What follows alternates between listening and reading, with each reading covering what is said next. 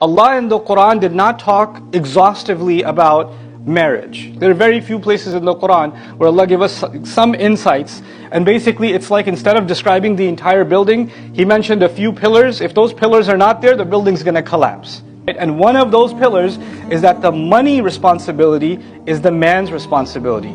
He better go find a job, he better go get some work, he better go and provide, because that is actually what Allah has made him responsible for the groceries, for the car, for the fuel, for the electricity bill, for the school, school supplies for the kids, everything. Everything. And that starts from the very beginning. When you get married, you take the responsibility of paying a mahr, a dowry.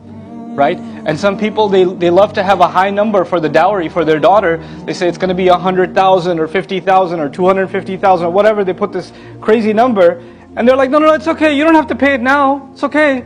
But mashallah, we should have a number that looks good. And then people are married for 20 years and the guy hasn't paid his dowry. That's ridiculous.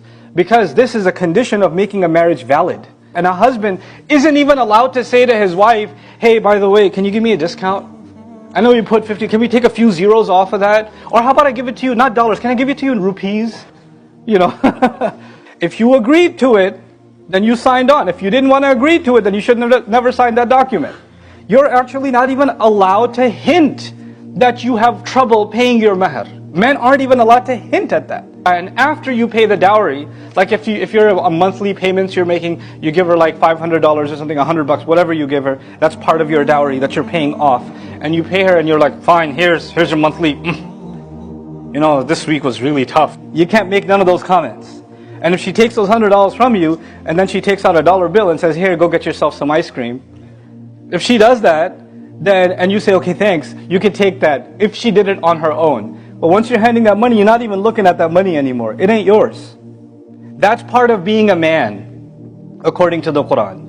And there are many men around the world whose wives are being told to go get a job and work while they're sitting at home. Muslim men. And they're saying you have to obey your husband. What kind of what religion is that? Allah Azza wa Jal made men responsible financially.